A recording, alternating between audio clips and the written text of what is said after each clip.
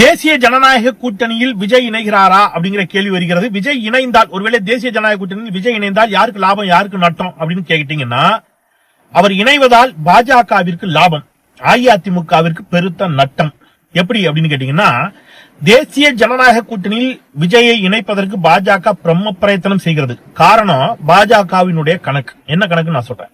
இப்ப தேசிய ஜனநாயக கூட்டணியில தாவேகா விஜய் இணைகிறாருன்னு வச்சுக்கோங்க, அஇஅதிமுக போட்டியிடும் தொகுதிகளுடைய எண்ணிக்கை குறையும்.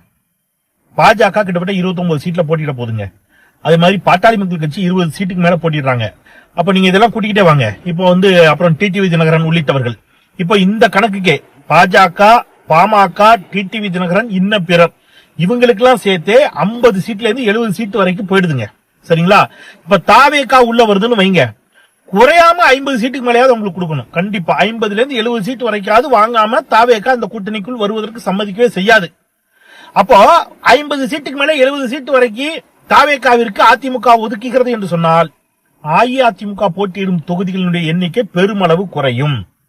ஒருவேளை இப்ப இந்த அணி வெற்றியே பெறுதுன்னு வச்சுக்கோங்க, எந்த அணி, இந்த தேசிய ஜனநாயக கூட்டணி வெற்றியே பெறுகிறது என்று எடுத்துக்கொண்டாலும், வெற்றி பெற்றால் தனித்த பெரும்பான்மை யாருக்கு கிடைக்காது?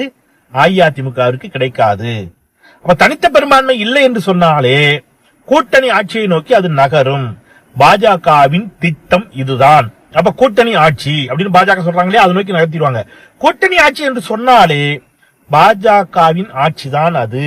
பாஜகவின் கரம் இறுகும், வலுப்படும். பாஜக மெல்ல மெல்ல அதிமுகவை கபலீகரம் செய்து கரைத்து தின்று அடுத்த முறை தமிழ்நாட்டில் அவங்க தலைமையில கூட்டணிங்கிற அளவுக்கு அதை நகர்த்தி விடும். அதற்குத்தான் பாஜக இம்முறை எப்படியேனும் விஜயை இந்த கூட்டணிக்குள் கொண்டு வந்து தனித்த பெரும்பான்மை கிடைக்க கூடாது அப்படிங்கிறதுக்காக ஒரு வேலையை செஞ்சுக்கிட்டு இருக்காங்க. இது எடப்பாடி பழனிசாமிக்கு நல்லா தெரியும். அதனால் அவர் விஜயை இந்த கூட்டணிக்குள் வர விடக்கூடாது என்பதில் உறுதியாக இருக்கிறார். இப்பவும் நான் சொல்றேன், விஜய் தேசிய ஜனநாயக கூட்டணியில் இணைவது அப்படிங்கிறது நடப்பதற்கான வாய்ப்பு பெரும் குறைவு. மிக மிக மிக மிக மிக மிக குறைவு.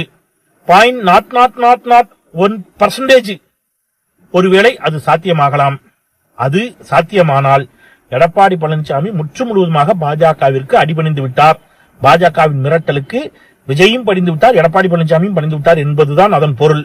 அதை தவிர இப்படியான ஒரு கூட்டணி விஜய் தேசிய ஜனநாயக கூட்டணிக்கு வருவதற்கான வாய்ப்புகள் இல்லை என்பதே என்னுடைய கருத்து.